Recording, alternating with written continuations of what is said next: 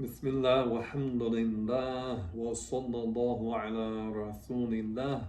This is Abu Aqiq, Face to Floor. You can check us out at face2floor.wordpress.com. Insha'Allah ta'ala, today we're going to continue with our short lessons discussing the attributes of Allah. In the last lesson, we mentioned that Allah is attributed with hearing and sight, and that the hearing and sight of Allah Ta'ala is not like the hearing and sight of creations, that Allah hears all possibly audible things and sees all possibly visible things. The seeing of Allah, the hearing of Allah, they are not related to organs, they are not related to instruments. The Creator, Allah Ta'ala, is not a body, does not have appendages, as we just said, does not have organs. Allah is not a substance, is not composed of something, but rather the Creator is clear of all bodily and spatial characteristics. And we mentioned that Allah is attributed with life, and that the life of Allah is not that of a physical body, a material body, nor is the life of Allah related to something with a soul or with a spirit, ruh. Allah is not a material being and is not a spiritual being. Now we're going to move on to the next attribute. It is the attribute of Kalaam. Allah Ta'ala revealed in the Quran, وَكَلَّمَ اللَّهُ مُوسَى تَكْلِيمًا, which means that Allah revealed His Kalaam unto Moses, Prophet Moses alayhi salam. So let's explain. This term Kalaam typically will be translated as, just use the term in general. The general meaning of the term typically is translated as speech. But when we say that Allah is attributed with Kalaam, it is not like the communication of the creations. It is not talking, it is not voice, it is not letters, it is not language, it is not sound. So we affirm that Allah is attributed with the attribute of Kalaam, and it is not like the communication of the creation. And also related to this, when this attribute is eternal, the Kalaam of Allah Ta'ala is eternal, beginningless, and everlasting. And again, it's not like the attributes of the created beings. And the Kalaam of Allah Ta'ala is the attribute that Allah orders, warns, prohibits, promises, and threatens. And usually the prophets alayhimus salam, they did not receive the eternal Kalaam of Allah directly. There was a case we just mentioned with Prophet Moses alayhi salam, and also with Prophet Muhammad sallallahu alayhi wasallam. But usually Angel Gabriel, the master of the angels, would convey the Kalaam to the prophets. And when we mention this topic, it was and still is a controversial topic for many people, especially those who have not learned the methodology of Ahl Sunnah in talking about the Kalaam of Allah. So the Kalaam of Allah is not, as some people, a group called the Mushabbiha. These are people who resemble Allah to the creations. For instance, they may believe that Allah Ta'ala is situated in a place. They may believe that Allah has a size, has dimensions, has various body parts, and things of that nature. These are the Mushabbiha. These are people who, in reality, they don't worship God. In reality, they are worshippers of some sort of creation, and in reality, a figment of their imagination from what we just mentioned. So Allah Ta'ala is not anything like the creations. And the Kalaam of Allah isn't anything like the creations. In the case of the Mushabbiha, some of them, they believe that God is constantly talking and saying kun, kun, kun. Kun in Arabic is related to the verb kana, to be.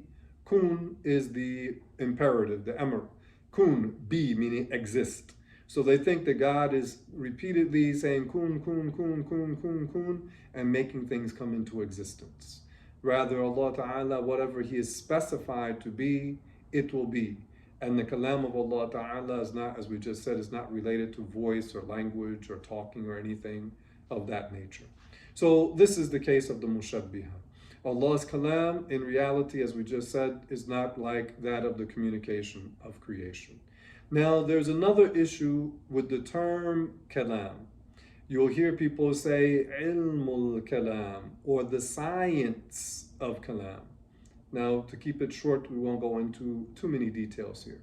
But this science of kalam, this is the methodology that the Sunnis, that our forefathers in Deen, that they developed as a science and as a tool, as a mechanism to defend the religion, to defend the creed of Ahl Sunnah wal Jama'ah. And in that, they use proofs from the Quran, proofs from the Sunnah, from the blessed sayings of the Prophet sallallahu alaihi wasallam, and the statements and the arguments used by the early scholars, and the rational proofs, using the different rational proofs to demonstrate the veracity, the truthfulness of the creed of Ahl Sunnah. Nowadays, there's a movement among the people who claim, operative word, claim to be Sunnis.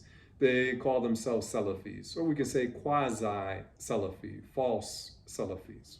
That these people, they do not believe in using this science in the religion, the science of Kalaam, because the belief of the quasi-Salafis is that they believe that Allah Ta'ala is a giant extraterrestrial, shadow casting, unidentified object with a smiling face and 2 right hands, 2 feet, and a single tibia. This is their belief. They don't usually say it in those words, but this is the reality of their belief. That those people, because their belief is inherently absurd, they don't want Muslims to learn the rational proofs for the creed of Ahl Sunnah.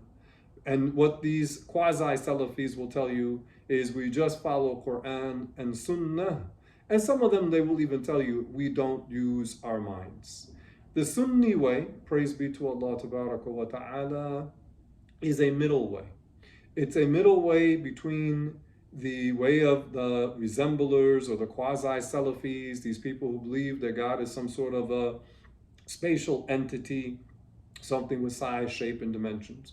It is the middle way between those people who reject the use of the mind because their belief is clearly absurd, not unlike how the Christians are. When you debate with Christians, typically you'll get them to the point and they'll just say, when you explain to them the absurdity of their doctrine, typically they will just, at some point or another, they will just say, you just have to have faith. Meaning you have to believe in these things that are rationally inconsistent and absurd. We will dismiss the use of the mind and we will just have this thing that they call, quote unquote, faith, meaning blind faith. So the quasi-Salafis or the Wahhabis, they are similar to the Christians in that regard because their belief, it is absurd to believe that the Creator, the beginningless one who brought everything into being, it would be absurd to think or to claim that Allah is situated in a location or direction. So this is an absurdity logically because Allah was before space and time, and after Allah Ta'ala created space and time, He did not change, He did not materialize in a location, for instance, or in a direction. Allah Ta'ala doesn't change. So these quasi-Salafis, they will reject the use of reason. On the other end of the spectrum would be the people who indulged in philosophy, or it's known as the Falasifa, or another group related to them in many ways, the Mu'tazila, where these people, they gave precedence, priority to their intellect over revelation. You have the quasi-Salafis, they claim to adhere to revelation, but dismiss the intellect. You have the philosophers, you have the Mu'tazila, they gave priority to their intellect over revelation, And the Sunnis, praise be to Allah, we are down the middle in that we say there is nothing in the revelation that about the belief in God. There's nothing in the revelation period that contradicts reason. But we're talking about here the belief in God. There is nothing in the revelation that contradicts reason. There is nothing in the revelation that contradicts reason. So the Wahhabis, what they believe clearly contradicts reason. And then you'd have, for example, the philosophers, the Mu'tazilah. They have convictions that they started off from their opinion, and then they warped and twisted the revelation to try to make it fit with their opinion. The Sunnis, praise be to Allah Ta'ala, we say that whatever is in the revelation does not contradict, it does not breach reason. Rather, the sound mind is used to understand the revelation. The sound mind, is used to understand the revelation. So this science of talking about the proper belief in God and including in that using rational proofs, because if we think about it, if a Muslim wants to engage in discussion with a non-Muslim, practically speaking, usually that Muslim will not start saying, well, the Quran says, or the Prophet Muhammad said, sallallahu alayhi wasallam, or Imam Abu Hanifa said. He's talking to a non-Muslim, he may not be familiar with the Quran or with the Prophet's Sunnah, sallallahu alayhi wasallam. He may never have heard of a person called Abu Hanifa. So if you're talking to someone, especially in this time, where atheism and people who claim to be adherents to using logic and to science and to reason, if you want to reach such people, or if you need to refute such people, you need to talk in their language. If they claim to value logic and reason, well, we need to be able to demonstrate that the true belief in God, the true belief in Allah, complies with logic and reason. It doesn't contradict logic and reason. So this is the science of Kalaam, as we conclude, inshaAllah. So the science of Kalaam, this is the science of using Quran, using Sunnah, using the sayings of the scholars, and using the rational proofs to demonstrate the veracity, the truthfulness of the creed of Ahlul Sunnah wal Jama'ah. And as for the attribute of Allah Ta'ala, the attribute of Kalaam, the Kalaam of Allah Ta'ala is not like the communication of the creations. The Kalaam of Allah is not, as we said, not words or language or voice or letters or sounds, but rather we confirm this attribute of Allah Ta'ala without indulging in trying to imagine it, because it is unimaginable. And we, as Muslims, we affirm it and we accept it and we submit to what Allah Subhanahu wa Ta'ala revealed and to what the Prophet conveyed, sallallahu alayhi wasallam. And we know that there is not anything in the revelation or in what the Prophet sallallahu alayhi wasallam conveyed from Allah, which is revelation itself, that none of that contradicts the judgment of the mind. Walhamdulillah wa sallallahu ala rasulillah.